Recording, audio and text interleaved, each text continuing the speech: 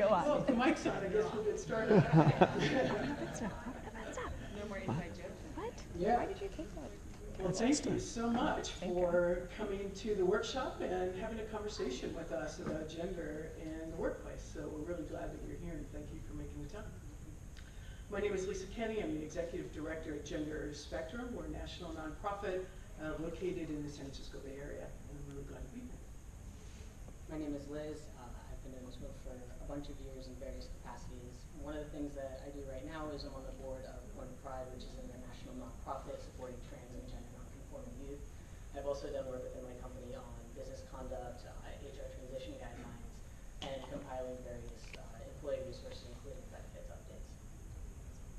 Hi, I'm Rebecca Sherer. I am the director at Google, and I came into contact with Lisa and her organization because I have a transgender child, and despite thinking I was well-versed in all things gender, I was completely wrong and knew nothing and was very ignorant. Good to know about yourself. I spent the last few years getting educated and helping educate others, and look forward to sharing a little bit of what I've learned later today. All right, so let's get things kicked off. When we've talked about gender in the workplace, for the most part, we're talking about women, right? It's sort of almost equated with that. Pay equity, an important issue. Gender representation, also an important issue. And we spent an enormous amount of money and resource corporately, organizationally, outside the corporate world on trying to accomplish that. We've made some headway. But interestingly, McKinsey's 2018 report on women in the workplace starts off, the very first thing says, yeah, we've made some progress, but the progress is stalled. Like we're not making any more progress, so even within that binary, we're really struggling, right? Me Too has brought up a lot of awareness about a number of issues, but in some ways it's actually got us to double down on the binary. All the 50-50, 50-50 by 2020, 50-50 by 2030, 50-50 by whenever, is still about 50-50 with an assumption that we're living in a binary world. I love the piece that's associated with the equity in Hollywood thing, which is, so what does 50-50 mean? It means reimagining leadership to reflect all of us. So I'm kind of curious who the all of us is that they're thinking about. We know from a recent study in the GLAAD-Harris poll that 12% of millennials identify as transgender or gender nonconforming. We're not talking about a couple people. We're not talking about that one person in the organization that people are thinking of. We're talking about a complete shift in how gender is being perceived. By the way, I realized we did our intros and we didn't add our pronouns. Any pronoun is fine for me. You can't misgender me. That's the beauty of that. So, do you want to do your pronoun? Yeah, I'm pretty much the same. I also really am amused when I get all of these different sets of pronouns in the same conversation, referring to me as the same person. That really tickles me because I love the idea of it. What are the things that you all have internalized about gender presentation? Let's sit with that for a couple minutes. I go by she and hers, but I'll answer to anything that's not really rude. But maybe on that note too, before I go on, is one of the things we'd really like to do also in the beginning is to say, a lot of what happens in our organizations is we're not talking about gender because we're afraid we're going to say something wrong, right? That we're afraid we're going to offend. What we would really like to have happen today in our conversation is that nobody leaves with a question in mind because you're worried that you don't have the right language. Any question that comes from a place of trying to understand and connect and learn is a great question. Please do not censor yourself. We're going to be okay, we'll all be okay, but it's really important that we ask the questions that we're living with because that's the only way that we're going to move forward. Lisa, can I say one thing about, just so you guys can know what to look forward to as well? Lisa's going to talk 10 to 15 minutes about sort of basics and introduction. Liz is going to share some personal stories, and I'm going to talk about 10 minutes about leading in organizations beyond the binary, and then there's time for questions. We promise we'll leave time for questions. If you have a clarification question that needs to be answered while we're speaking, please ask it. But otherwise, if you can wait to the end, that'd be great. So this 12% of millennials is a really big number. We also know that millennials from other research and data is the first generation to say that they see gender as a spectrum and not as a binary. So this shift, this millennial shift is really an important shift. And if we think about the millennials as being sort of a gender wave that's hitting our organizations, what's coming is really a gender tsunami. the Gen Z kids today, it is a completely different thing. I mean, it's almost, you know, the Gen Z folks sort of think that the millennials are quaint. You know, oh, they're kind of cute the way they're getting gender, you know. They're also incredibly intolerant of the fact that people are not getting it. So what's happened, if we look at all these decades of working on gender in our organizations within a binary frame, and we've pretty much sucked at that, we're not doing a very good job either with the millennials, and we've run out of time. And the Gen Z kids are coming into now the workplace, and we're completely unprepared for what's going on. And it is going to affect every aspect of our culture and the way that we interact with one another and the way that we set up our organizations and all our internal processes and our external communications, and it's really going to hit hard. So we need to do a good job of educating ourselves and figuring out where we're going from here. So that's Tsunami's coming, and it's sort of funny, it's the future workplace. There's really not that much that's futuristic about this. It's already here. So we just don't have that much time. I borrowed this from our good friends over at Glisten because it's a nice single slide that handles some of these aspects related to gender. So I want to talk about that because when we talk about gender in our organizations, for the most part, we start either with bodies, right? So we sort of think, oh, that's what it is, when really what we mean is sex versus sexuality. And it's really important we distinguish those things because they're often conflated, which adds to this confusion around gender. So sex and the sex terminology and signifiers are really male, female, and intersex. And so we know that even from a biology perspective, sex is not binary. Gender is so much richer and complex than that, and so that absolutely is broader than that. So let's talk about how this shows up in various ways. Once we get out of the whole bodies conversation generally around gender, we go right to identity. Part of it is because we're living in a very identity-focused time.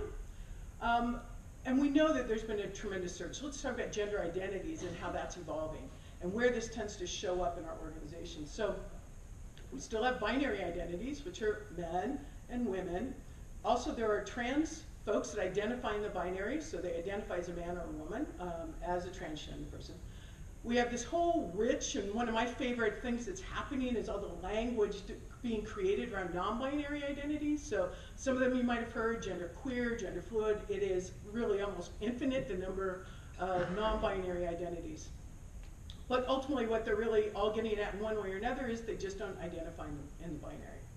There's also those that are non-gendered identities. They just simply don't identify with any gender at all. So it might be agender or non-gendered or some other term that they use, but essentially that's the concept, is that they don't identify within not only not within the binary, but within any gender terminology.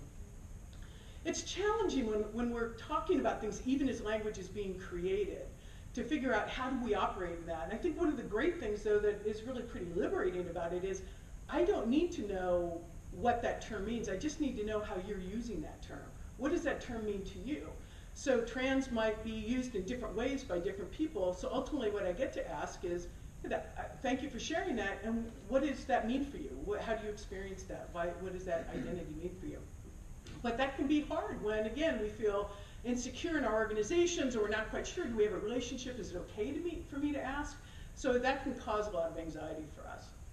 So we talked about bodies, we talked about gender identity, and one other thing about bodies we have to remember is it's not just what's our physiology or our biology, it's also the ways that bodies are gendered, right? So if we go back to the 2016 Republican primary, and we got really focused for a while on the size of Trump's hands, right? Remember that whole weird conversation that was going on? And what we realized is that without ever explicitly saying what was going on, we're talking about the size of his hands as if that was equated to the size of his penis, which is also was equated to the level of masculinity that he has. All of that is constructed, all of it is made up, and yet we all talked about it without ever explicitly talking about it. So bodies are also heavily gendered, and that can also affect sort of how we're dealing with this in our organizations and how we see one another in our personal lives and everywhere else. So bodies, identity, and expression is really how we live our gender in the world in all the ways in which that shows up, whether it's mannerisms and styles and the ways that we're really trying to express who we are. Ultimately, what we're all looking for, regardless of our gender, is congruence, right? We're looking for a level of congruence. I want it all to match up. I want my identity to feel right with how I see myself and how I express myself. And that's true for all of us. We all got up today and thought about how are we going to live ourselves in the world, and part of that was a gendered piece of that conversation. We want that to feel right. So that's true for all of us, and it's easy. For some of us, it's pretty easy to accomplish, and for some of us, it's harder. The final piece on this slide that I really do like is this gender attribution, because that's also how people experience us, read us, see us in our gender. And it's important that we all remember this in our organizations as we're thinking about how to do create organizations that are more gender inclusive, is that attribution piece is it's not about me, it's actually about you. How you read me is about you, it's not about me. And I run into this all the time. About half the time I'm read as a man, and half the time I'm read as a woman. I've been amazed, even at Passport or at TSA, and they will generally, even when they're literally looking at my ID, and it just doesn't matter. And I kept looking like, is there a pattern? Is it when I wear certain things, or is it when I do certain things? And I finally had that aha moment where I realized it actually has nothing to do with me. It really didn't. There was no theme. Over years and years and years of looking at these interactions, there was no theme. And that's when I finally sort of got, oh, because it's not really about me. So gender attribution is also part of that. Now the other thing that we have to think about when we think about the binary is that it's not just that clothing is, or hairstyles or mannerisms are gendered in the binary, but so are thoughts, so are emotions, so are ideas. And we really cannot confine ourselves in one area and live in that binary without also confining ourselves in other ways as well. And so when we think about how do we make these changes, it's a really important thing. And I think that, you know, one of the reasons that we're all here this week at South by is we love creativity, we love innovation, and you also care about trying to solve some of the critical challenges that are facing us today. And they're significant things. But the solutions that are needed, right, are not going to come by staying in this binary thinking. I can't come up with something innovative and creative if I'm sitting around you know, a table in our conference room and I'm editing myself and thinking, well, wait a minute, if I say this, will I be perceived as masculine enough? Will this undermine my femininity? Will this undermine some other aspect of who I am? Will they see me? Will this be one of those things where they go, oh yeah, well, you know, they're non-binary, you know, just another aspect of that. And so this self-censorship means that we're carving off whole parts of ourselves and leaving outside of our organizations. We will not solve the challenges of the day when we're leaving half of who we are outside the room. And so that's one of the things that I think when we think about outside the binary, why this is really so important. So quickly, I'm just going to name a couple of things of how this has shown up in binary ways in some of the work that I've done with corporations and in my own life. So recruitment and retention, a global financial services company contacted me recently and said, okay, diversity and inclusion has been working on changing the recruitment database form that people who are interested in working with this company want to do, and they've been working on it for about a month. They just want to run the list of the new identities. So heart is totally in the right place. Really, like they really care about this. They want people to be seen and heard. So they sent me the list of gender identities that they were going to put out. And I said, okay, well, let's start with the fact that male and female are sex signifiers. So let's put man and woman. Okay, so we started there. And then I just go through the whole list, right? And you just realize their hearts were in the right place. And when I sent back my note, but the execution wasn't going to be. It was going to offend a lot of people.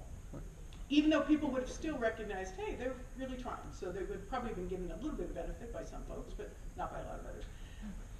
So and I sent back a note with all the explanation of what I thought they should do, and then what are other caveats, because a lot of people live in states where there is no protection for gender, and so they don't want to say what their gender is. There are a lot of issues there. It's very complex. They sent back a note, and they're like, oh my goodness, I can't believe that we really messed this up. We're really trying to do the same thing. And I said, yeah, but here's what was really good. First of all, you did your homework and you tried to do a really good job, and you knew you may not be right, and so you sent it to me. Right? That's it. You're still going to get to the right place. That's the thing, is we have to be willing to sort of ask for help as we're trying to figure it out. Customer support and service, I had somebody call about something not long ago, and they just said, oh, Mrs. Kenney, and I said, I'm not Mrs. Kenney. For our conversation, you can just call me Lisa, that would be fine. I didn't get offended, but I said, others might. Then they asked something about my husband. I said, well, I am married, but I'm not married to a man, so she's not my husband. And now he's falling all over himself, right? He's super uncomfortable. And I said, listen, it's okay. Let's just start over. My wife's name is Maria. My name is Lisa. Like, we're all good. And I thought, but who allows their employee to be put in a situation without any training so that they get themselves in that situation? We did a training with TSA not that long ago, and the TSA folks were so appreciative. They just said, this is the best training we've ever had. We see people all the time, and we don't want to offend people, but we don't really understand what's going on, right? Your employees are asking, people in your organization need this information, they want this information, and so it's really important. I recently signed up. I needed a new Skype account for some reason, can't remember why. They asked me to fill in my gender, which I'm thinking, why do you even care what my gender is? I don't think that's relevant probably for my Skype call, but I did. And I'm given two options, male and female. I was like, if you're going to do that, and I know Microsoft, so if anyone's here from Microsoft, not trying to damn the whole company about this comment, but it's like, but when you think about that from a product development standpoint, or any, all your customer-facing people, why would you turn off a customer from the very first interaction when in fact you actually didn't even need to know that information in the first place? And if you did, then you really ought to do your homework and make sure you're asking it correctly. Certainly in product development and marketing, that's my background. I've been in corporate strategic marketing most of my career. I've never understood why people want to gender products when in fact I really want to sell a product everybody wants to buy one. That's the truth. One of the interesting things is, as companies have stopped doing some of the gender-based marketing, is things like what Hasbro realized was 30% of their global market for My Little Pony are kids who identify as boys. So instead of explicitly telling kids, okay, by the way, we have this product, it's not for you, by the way, so just don't bother getting interested in it because we didn't create it for you, we don't even care about you, you don't even come up on our radar.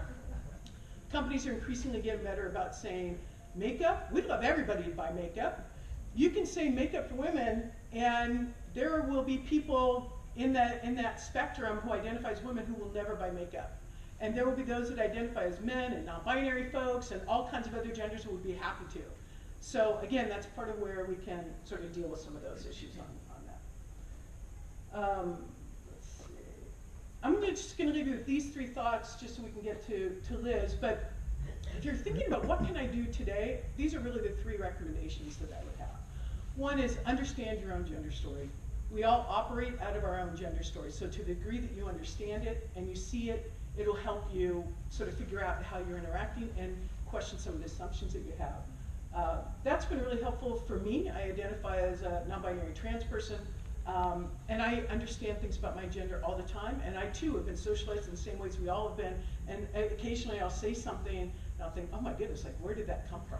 Like, what old script did I just repeat? That's startling.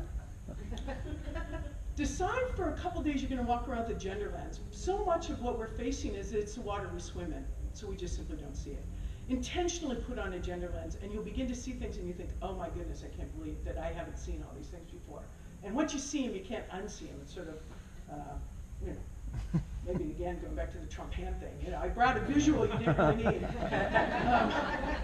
And the last thing is really try to create a sense of gender literacy in your organizations.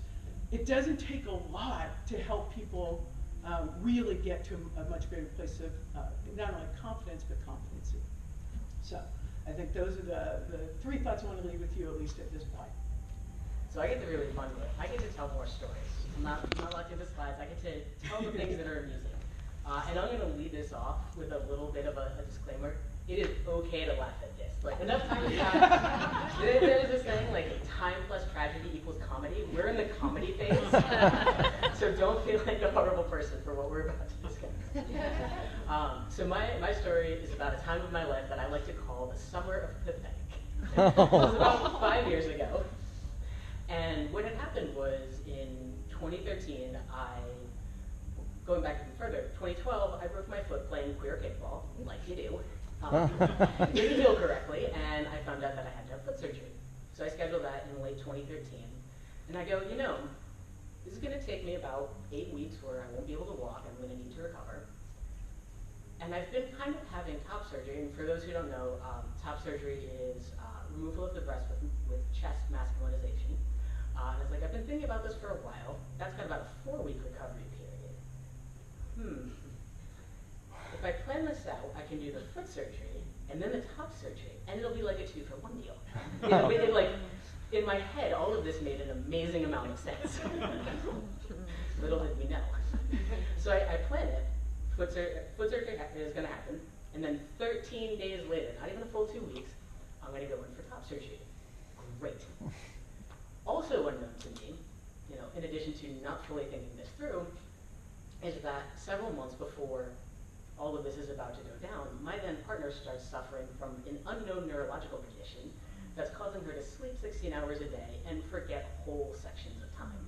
So she'll like call me up and be like, I'm on mass transit, I don't know where I'm going, what's happening? So we're like, okay, cool. About to go into 2 surgeries. Okay, it's gonna be fine. We're gonna get through this. And I do these, and I also don't think through the fact that I'm on the 2nd floor of a 988 compliant apartment, so I am essentially housebound. Initially, I'm able to, you know, crutch it out, but one of the things about top surgery is that you can't move your arms above basically the height of your lower ribs. So now I'm housebound in a wheelchair that I'm like scooting around with my left foot while my right foot is elevated. There are black marks all along the wall of my apartment complex where I've run into walls. And my partner, who's like doing her best to get by in the few minutes a day that she's not awake, is doing things like making me little burritos, and I'll wheel backwards into the kitchen, and I'll like get up and hop to the fridge, and I'll open the fridge, and I'll get the burrito. I'll put the burrito in the panini press because I can't reach the microwave. Then I will kind of like station the plate by the wheelchair, and then I'll roll backwards to the couch, and I'll like, that's my meal for the day until she gets home. And like that's the cycle. And you know, she's also struggling, like she doesn't have the energy to do much of anything at all. And so we're sort of like doing our very best. The laundry is piling up in the corner. She doesn't have the energy to take care of it. If I were able to stand, it would have been waist high. As it was like up to the armrest on my wheelchair. And all of this is happening, and we're like, okay, cool. We're gonna figure this out. And my brother's then girlfriend moves to the area, and we're like, oh, friend, great, we'll all hang out, and it'll be a ray of sunshine and amazing. She's got an internship at a company near us, and we're all excited for what it means to hang out. And then she gets hit by a car biking to work. So our days then become this cycle of like she'll crutch up to the apartment with a little bag of farmer's market produce because we're having a hard time getting groceries. And what we'll do is the friend and I will play video games while my then partner sleeps. Then the 2 of them will walk the dogs once around the pool because that's all they can manage. My partner and I will then take a nap. We'll put the Food Network on for her. And then we'll just get up and we'll do it again. And like, that was our summer of 2014. It was the summer of pathetic. So all of this is going on. And one of the things there were many things that were challenging about what was going on with my partner's condition. But a big one for me was that early on in our relationship, what she had told me was that she had the sense, I think even before I did, that there was going to be something that happened in my life around gender, and she wanted to be a part of it. And so I was like, great. Except now, whenever we have these conversations, she literally can't remember them. Okay, cool. She encourages me to go seek out a therapist. I, at the time, through my work, and actually fortunately still do, have amazing trans-affirming insurance. Very, very rare, by the way. Incredibly rare across this country. Many places have active exclusions. But I have great coverage. And I go on the portal and I'm searching, and I find the one person in my area that has self-identified as being a trans-affirming mental health care provider. I'm like, great, amazing, let's go there. I go, I tell this person the whole story that I just told you all, so welcome to my therapy session. And we get through all of this, it was a bit longer, and he's like, okay, great, but what's top surgery? busted into. And I'm sitting there, and I don't know, like, do I give the super clinical definition? Do I talk about what it means to the community? Do I talk about what it meant to me specifically as a non-binary person? Like, I don't even know, and I have this struggle of like, okay, where do we take this? I just go super clinical. And in my head, I've written this person off. I'm like, we're done here, bye now. And the person goes, well, I don't know much about this community, but I think I can really help you. It's like, really? Don't know if I agree. He's like, yeah, I mean, I've got some thoughts. I'll need you to teach me a couple things. And it's like, no. That's not how this works. There's a really, really beautiful metaphor in the accessibility community called the spoon metaphor, and I highly encourage you all to look it up later. And it's this idea that everyone is allotted a certain amount of metaphorical resources each day, called that in this instance are spoons. And the idea is that everyone gets a certain number of spoons each day, and everyone has their own personal exchange rate. So for me, in general, when I'm not like one-legged in a wheelchair with T-Rex arms, I've got a pretty solid amount of spoons. But in this moment, I've got all of this shenanigans going on. Like, to say that I was treading water at the time was being very generous. I was nowhere near treading water.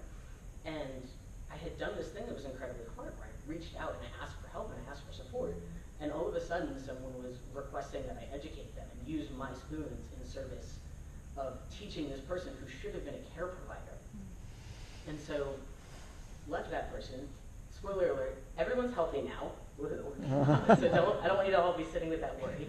But it was this big challenge where I was in that position, as awful and horrible and gosh darn ridiculous as it was, and I still had an incredible amount of privilege. I worked for a company that provided amazing protection. I am white, I am able-bodied, I'm neurotypical. I am now the weird recipient of a huge amount of male privilege. That's very awkward and confusing for me. So I will make folks aware of that any chance I get. And yet, I still was in this position where I was asked to educate my care provider. And so one of the things, because this doesn't seem explicitly about the workplace, but I tell the story because to me, it illustrates the fact that when employees and team members and colleagues are going through this process, a lot of the times, that specific gender identity conversation is just the tip of the iceberg. Very, very few people that I worked with knew all of that shenanigans was happening. Like, that was something that was very much under the radar. And the trans identity conversation was something that was always getting promoted and highlighted, but it was everything else that was the challenge. And it was also this question of having to constantly spend spoons educating those around me to get the care that I needed. And that was something that is just so hard to have the bandwidth for and the emotional resources to sit in time and time again. There's this really beautiful quote by Amber Heights, and she says essentially that we all have some level of privilege, and what we need to do is weaponize our privilege in service of those who have less privilege than us.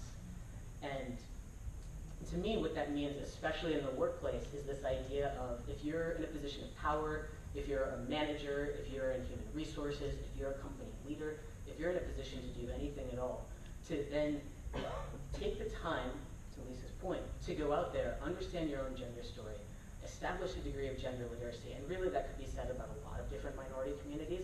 You know, do the research yourself so that when you are interacting with someone, you can say, this is my understanding, what's your individual experience? So that that person doesn't feel like the burden of education is on them. We have this saying, so I lead a global resource group for trans and friends at my company. We have this saying, if you've met one trans person, you've met one trans person. It's this idea that no one has this sort of representative story. No one is, you know, we don't ever want to reduce someone to a token identity. And so by doing that research in advance, you're helping support the person in the process, whatever that looks like. And as, you know, you'll see generational differences as people go through their process of coming out. And to Lisa's point, especially with millennials. But then you have the ability in the space to learn about them as a human being and what would support them, rather than having to play catch up and learn all of this 101.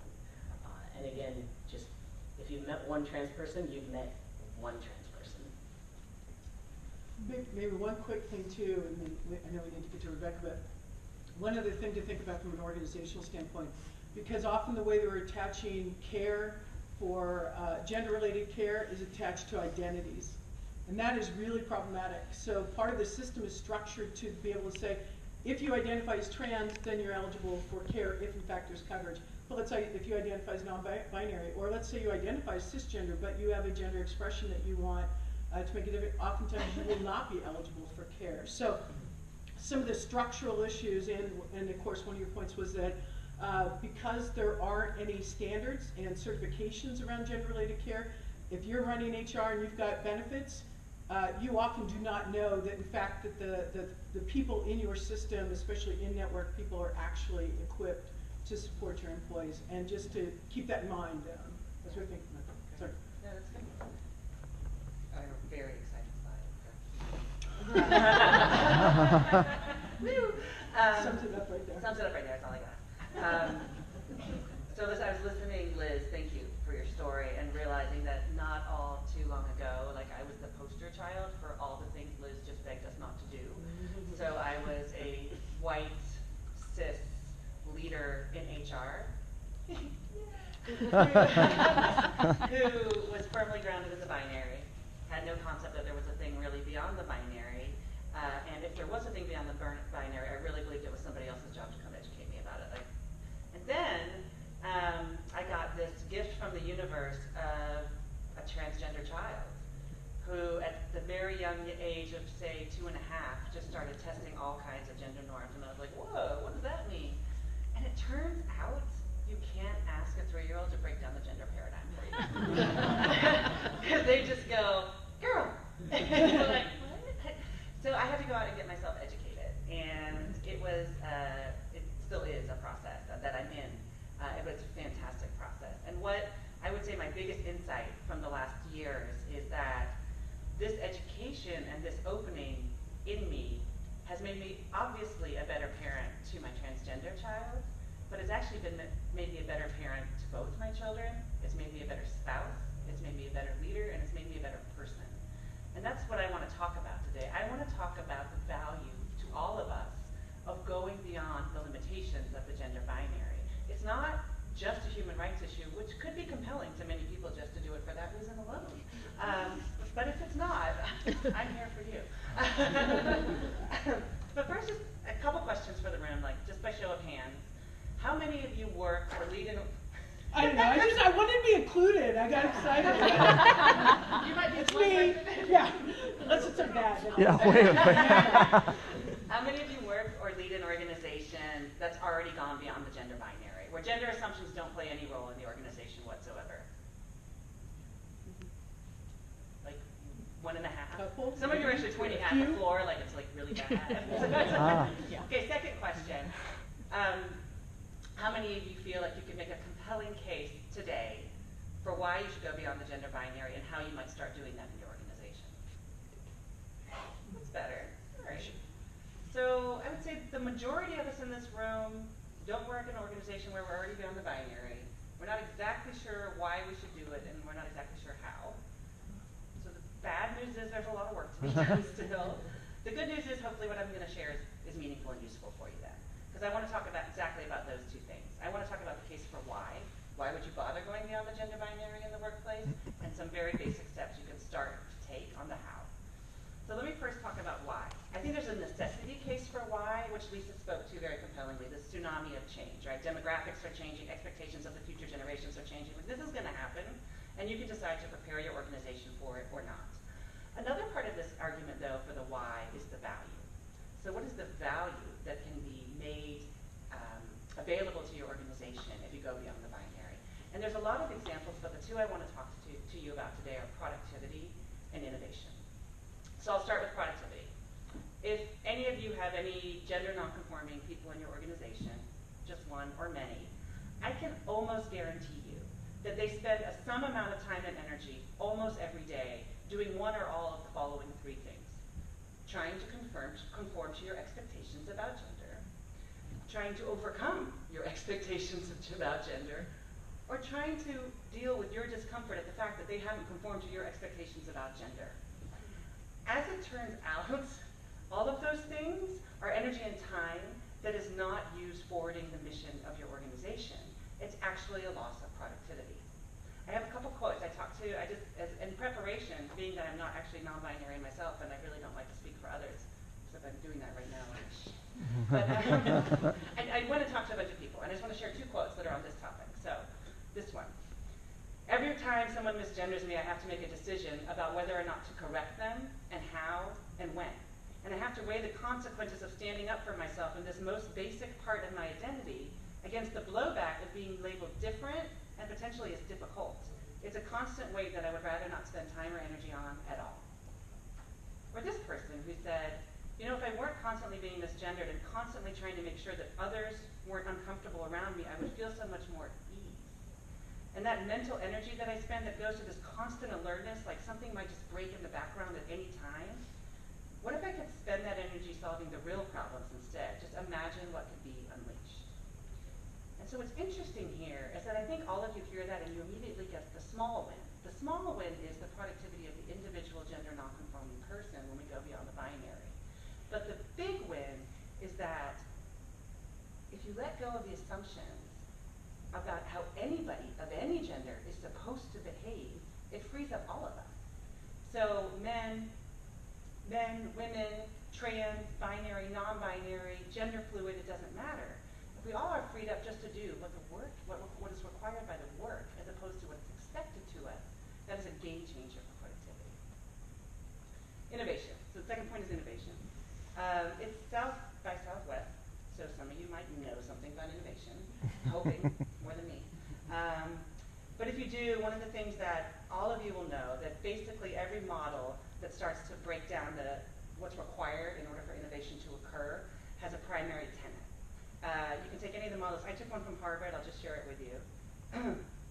Innovation requires the ability to challenge invisible orthodoxies, to challenge ingrained beliefs, and by realizing that these are not actually immutable laws. And what's interesting is when somebody starts to play with this deeply ingrained belief that our society has had for a long time about the gender binary, and you're like, maybe that's not an immutable law of nature. Maybe it's just a system that we decided to believe in.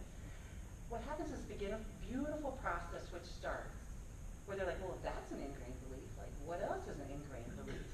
And when you start to blow those apart and you realize their assumptions, innovation can follow. I'll share one more quote. I think it's my last one. No promises. Being non-binary has been an incredible gift.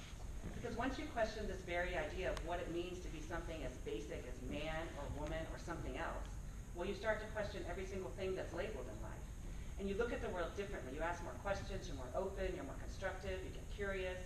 It's been a mind-opening gift for everything in my life. It has made me a better researcher, a better employee, and a better person. And what's great is just like I talked about with productivity, where obviously it has an innovation, has a little edge for the people that are actually addressing the binary because they're non-binary, that innovation game is for everybody. We all gain the freedom when we realize that we're holding this massive, ingrained, and pretty heavy belief, the expectations of your gender. If you realize that that's just a set of assumptions, like it's not truth, then you can let go of it, then you get optionality. Then you can choose what you're going to do with those assumptions.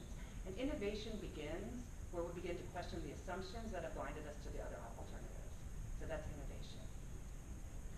So beyond the why, right, the necessity of the why, the value that you can unleash in productivity and innovation for everybody in your organization if you're willing to question these ingrained beliefs, is the how. And I'd be lying to you if I was like, oh, it's super easy, like, completely diverse, inclusive organizations, they're all over the place. But I know it's not easy because I've worked with a lot of companies, organizations that have super smart people who are really dedicated, who are talented, who are well-intentioned, and are spending money to fix the problem. And it's not fixed. And it's not even not fixed, like not a ton of progress has been made in a lot of areas. So it's not easy. But if it's not easy to finish, it's really, really easy to start. People are asking for like basic human respect. It's not like a hard thing to give. So I just want to offer two areas that every organization can start today. Some of you might be already doing them, so again, I'm sorry if you're like, yeah, it's like so 101, we're The two things, I call it read up and speak up. And read up is about educating yourself and ensuring that others can get educated as well. Educated in the ways Lisa put up on her last slide. It's like, okay, making sure that you understand what's your own gender story. When you look through the world with a gender lens, what do you see? And what do you need to get basic gender literacy? Don't be embarrassed about where you start. Like, we all start somewhere with gender literacy. When I started my experiment and all the things I didn't know about gender, I didn't know what the word cis meant. If there's anyone here who doesn't know what cis means, cis means that you identify with the sex that you were assigned at birth. So I'm a cis female because I was identified as female by the sex at birth, and I still identify as female. I didn't know what it meant. I thought I was this very inclusive, progressive leader who was like a gender warrior. But like talking about gender without knowing what cis means is talking about race and not knowing what white means. It spoke to my ignorance and it spoke to my privilege, and I had to get educated, and that's okay. Start where you are. And when it comes to educating others, I don't mean assume you know a lot about more than everybody else and tell them. I mean, in your organizations, make sure that education is available. People are hungry for it. I think you were talking about a TSA, right? People want to know. We have a great training at Google. It's called like Gender 101. It's 90 minutes. And the most common reaction people have when they come out of that room is, wow, thanks, amazing, and how come I didn't already know all of that? It's like, why is this new news for me? So Rita, speak up. Speak up just means role modeling the right behaviors. I have a really, really long list of behaviors I'd like leaders to role model. I'm not going to share that with you today. It's long and it's depressing. But the one thing I would talk about today is something that I hear asked for again and again and going wrong often, which is using the correct pronouns and helping others do the same. It's not a huge thing, but it goes wrong a lot. The first thing, it's very easy. You can do it when you introduce yourself. We totally screwed it up today. That'll be my second point, is we're going to screw it up a lot. Right? When you introduce yourself, hi, I'm Rebecca. I use she and her pronouns. It takes about 0.01 seconds longer than not using your pronouns, so you might as well do it. The second one is get comfortable with being corrected and with correcting others and correcting yourself when you get it wrong. You'll get it wrong. I haven't met anybody who doesn't ever get it wrong. Have you guys? I still misgender my daughter. She transitioned 3 years ago. She's very forgiving. It doesn't happen often, but it happens. And I catch myself, I say it immediately, we move on. I like to think of it like a name. Like it's important to get someone's name right. Like if your name's Jack and I'm like that bozo that calls you Jake for the end of time, I'd really like you to correct me because I think it's rude to call you Jack if your name's Jake, or maybe I said it the other way. You're gonna have to correct me a lot. And if I get someone else's name wrong, I want you to correct me too. It's your name. It's part of who you are. It matters. I need to get it right. And I cannot tell you how many times people have come to me and say, like, I've been being misgendered for months by this person on my team, or this person in my office, or this person I work for. It's not acceptable. We need to speak up. And pronouns, like, it might seem like a small thing, like they're actually even just little tiny words. Like, they're not that big. But A, to the person who's been misgendered over and over, it can mean the world to them when you finally get it right. And B, if somebody's never even heard of anything beyond the gender binary, just introducing this tiny little ray of light, like what does that mean? And the curiosity that it might trigger means you're already getting a little slice of education out into the world that's really valuable. So, I promised to talk a little bit about the why, so I talked about the value of the innovation and the productivity, a little bit of the how, just read up and speak up. And I honestly don't care why you do it. Like, do you do it because it's a human rights issue? Do you do it because it's the necessity of the demographic changes, because you see the value in it, or because it's just so easy, why would you not do it? I do care that you start doing it. And I promise you that once you begin, you can't even begin to imagine the positive ways in which it will impact yourself, your work, and your life. Thank you.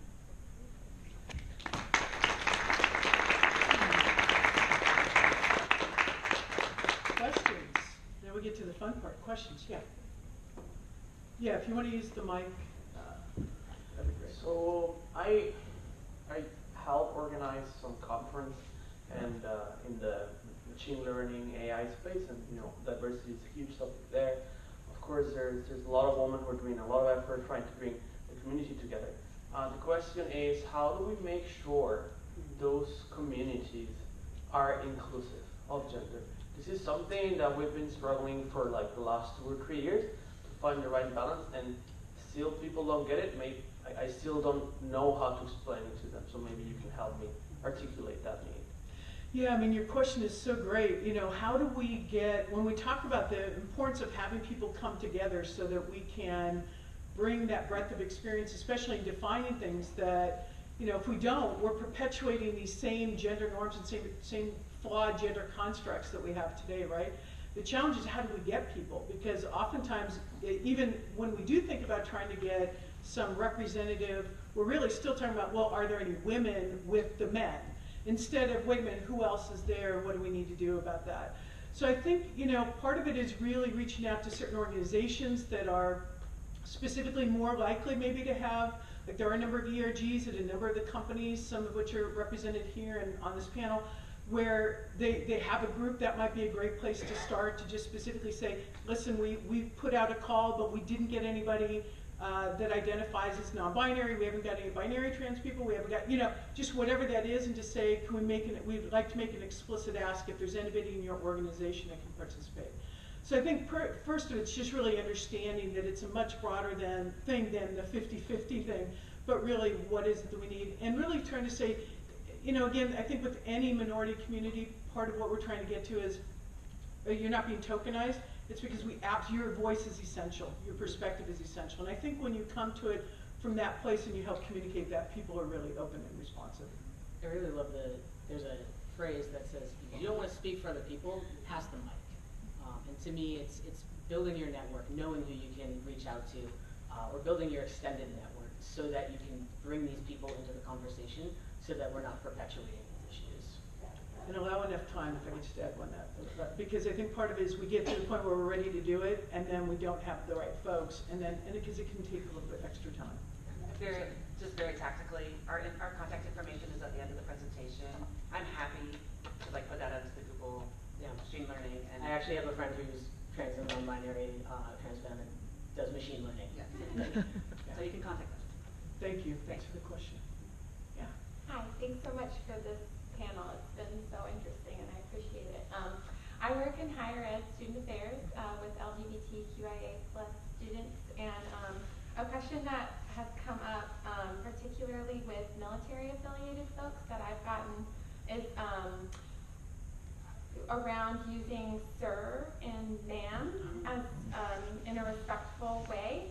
And when I've spoken to folks about how that might not be an appropriate way to address someone, what I get asked in return is, okay, well then what can I do in substitute of that? And I know what I said, but I'm really curious to hear what you all have to say. Yeah. Thank you. Thank you. That's a great question. Do you want to respond? I'm sorry, did you No, I wish Layla, Ireland, or Logan were here, and I could just punt to them.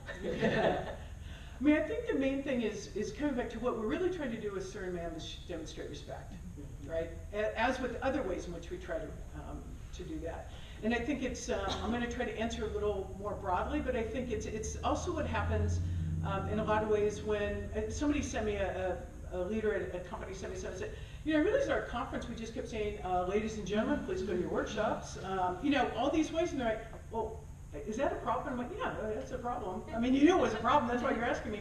And I think it's getting some of those questions, right, that just sort of we get to and we say, well, what are other ways in which we can accomplish that, right? So if you say conference attendees or people attending these workshops or whatever, I think the same thing with sir and ma'am. Depending on the context, what's the right way to signify a respect or maybe some other way in which you're trying to do that without making an assumption about gender. And it can be challenging. Sometimes in the military it's a matter of using their rank is a nice way to do it. Just again, it's an acknowledgement, doesn't have a gender to it, it's just sort of saying, you know, Captain so-and-so, you know, and then having the conversation. So, but I'm curious what your answer to that was. Basically it was, you know, a lot of that's like a socialized idea of how you've been kind of trained to show respect, and that there are other ways to do so, like getting someone's gender correct. Yes, that's right. Lots of ways to show respect, but that's a really good one. Try to challenge that binary of only using those terms. Yeah. And there are some folks that are doing this work. Layla Ireland, Logan Ireland. There's an amazing documentary that came out actually at South by Southwest last year, Okay. called Trans Military. Oh. And Layla in particular is pretty active on social media, and just engaging with people that are actually in that community and trans-identified. You know, because to the point earlier of passing the mic, I don't want to speak for that community. I'm not part of that community. I support and affirm that community, but going first person would also be a great resource. Thank you. Yeah. That's a good question. Other questions? We're friendly and non-judgmental, I promise. And for those that have other questions that are like too scary to ask in the group, we'll also be outside afterwards. We're not going to answer any questions, but we will be out. We're going to get a drink and, you know, hang out.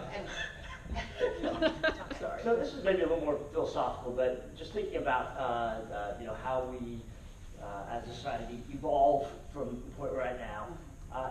Do you think it's going to be easier to move in the direction of this kind of multi-nary world where we come up with, you know, multiple terms for all the different genders on the spectrum, or would it be better just to go to a unitary type world where there's a single you know, title, so you don't, it's not Sir Ma'am, it's Sam or whatever. It does something different. I mean, what is there a defined strategy for this among the community, and what is that?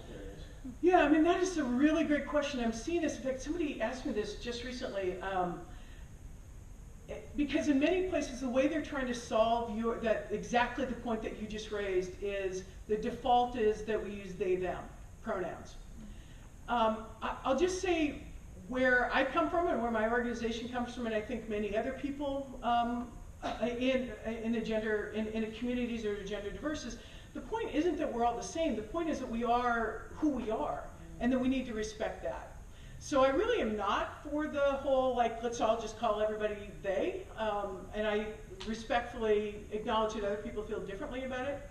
I do appreciate, for example, some places will say, if you do not know the gender, the way that we respectfully ask that you use they when talking to our employees or in referencing our employees, and that I think is a really great one. It's sort of like, it's the most gender neutral, even though it may not be accurate. I think that's great. But I think the point is, we're not trying to eradicate gender, right? We're not trying to create a gender neutral world. We're trying to create a world in which we're all respected for the gender that we have. There's nothing wrong with being a man. There's nothing wrong with being a woman. There's nothing wrong with being non-binary. Your pronouns are your pronouns. I think it's really important that we just realize that that's the world that we want to create. We want to create the place where we're all valued, where we're all seen, and we all get to be who we are and bring that to the table.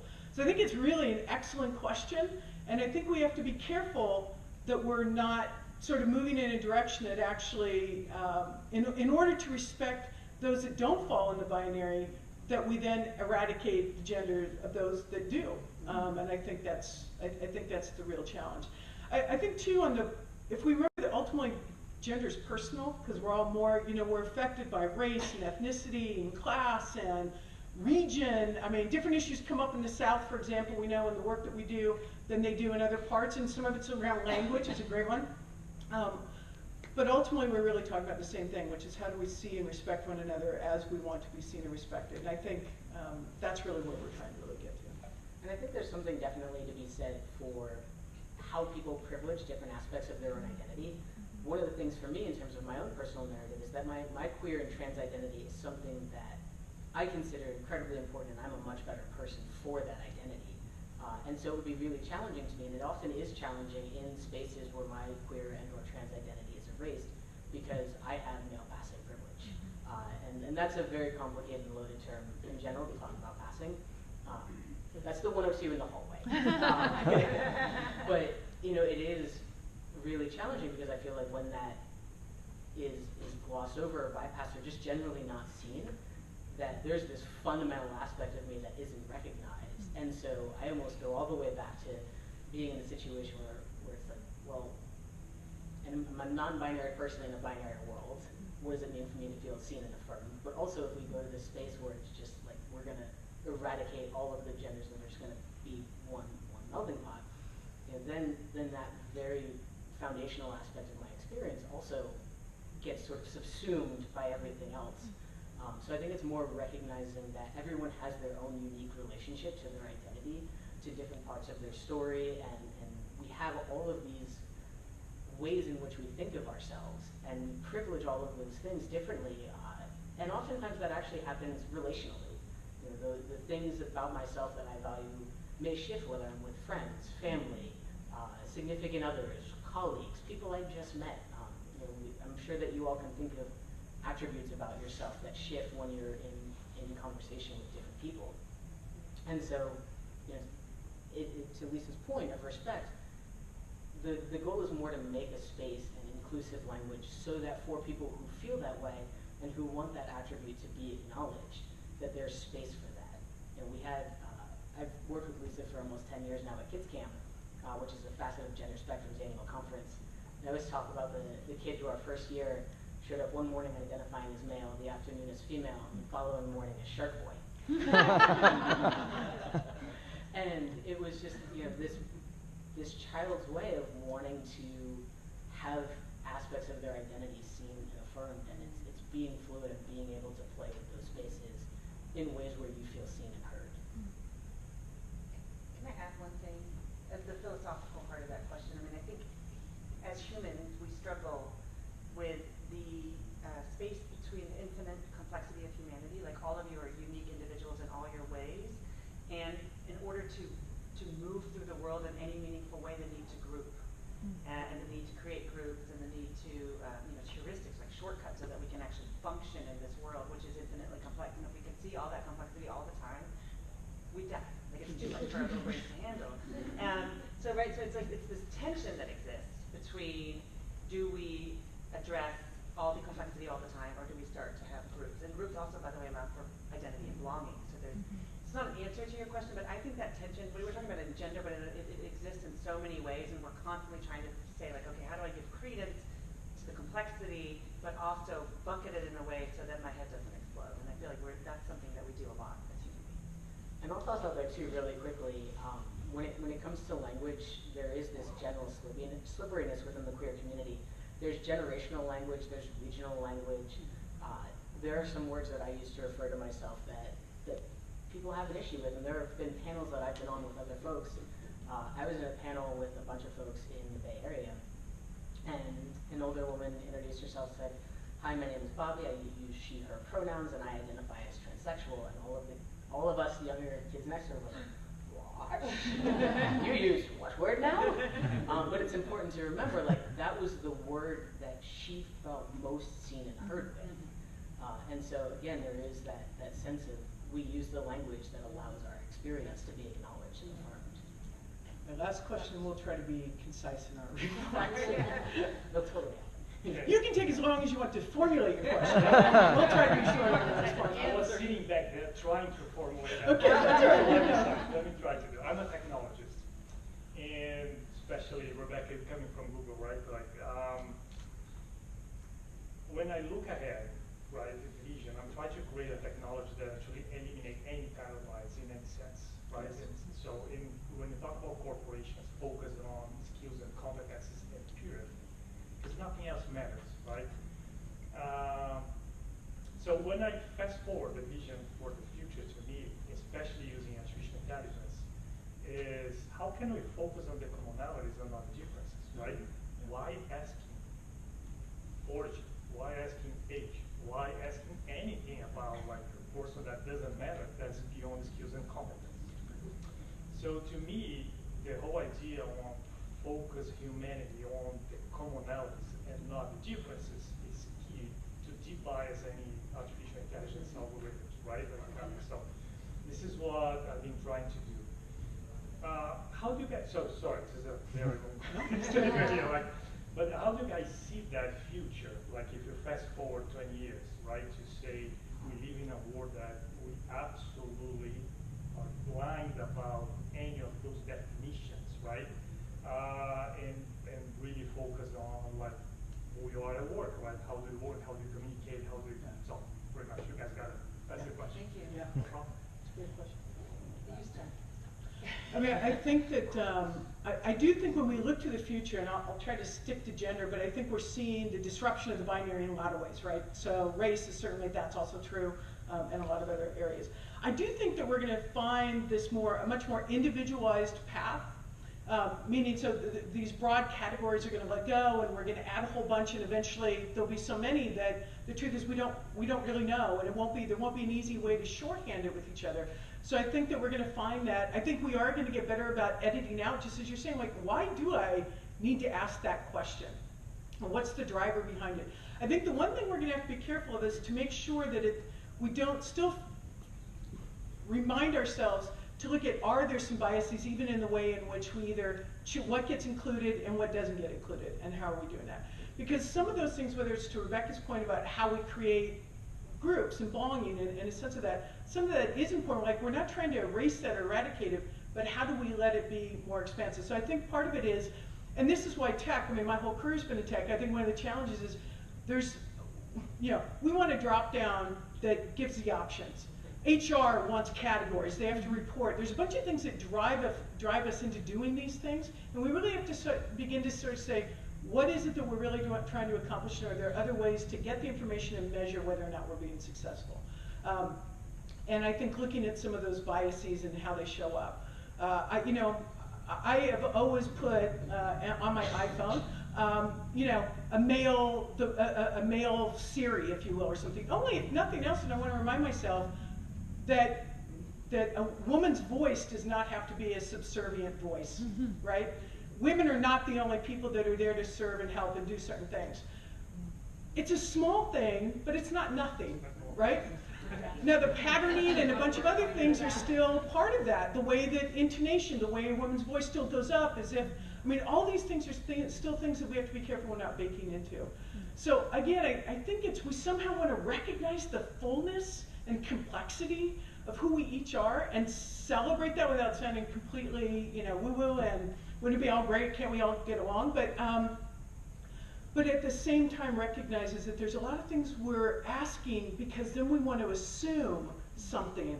Oh, you're a woman? Well, then I think I know something about you. You don't know anything. I mean, if all of us just thinks about these gender categories that exist today, I don't know anything about you if you identify as a man, which I don't know if you do, but if you did, that any more than any other man. I don't know, it doesn't mean anything. I only can get to know you. And I think that's the challenge, is we're taking these categories and we believe we know something about one another. And I think when we begin to pull out of that and begin to say, I'm sorry, just tell me who you are, then I think we're going to be, and maybe that's the commonality you're trying to get to, is that we're all comprised of these aspects of self, and then let's share those without putting the labels on them in the same way that we have, and without making the same assumption set about what those mean when you do provide them.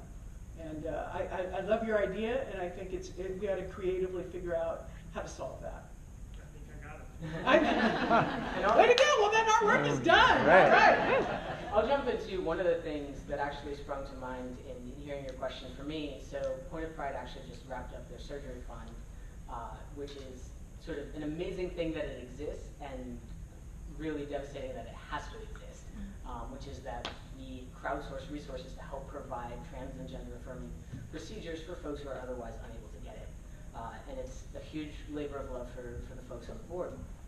And one of the things that we've been discussing about is, we have this issue of this is a group of gender diverse and gender expansive folks, a lot of whom are trans identified. And we're still running into the question of, we're trying to create a system that is unbiased as possible. We're trying to make everyone that's reviewing these applications aware of the fact that, we're not doing this based on the quality of the writing, because there's educational components that we're thinking about. We're not doing this based on where folks are, but there are still issues baked in that we have to be cognizant of. To submit, you have to be able to get online. You have to be able to access a computer, and you have to be able to speak English. This year we have, the announcement hasn't been made, so I can't tell you yet. But there have been challenges where just by the nature of the system, you have to open the frame up and talk about the fact that people who are dyslexic might have a harder time, people with accessibility needs, and what does that look like? And as much as we can try and be aware and code for some of these biases, we also have to bring more people into the conversation to assess, what are our blind spots? What are the things we're missing? What are the things that we might be getting wrong because we solved this one issue, and in doing that, we've uncovered 6 other issues behind it. We're at time. Yeah. I have to do 30 seconds Okay. of what keeps me awake at night.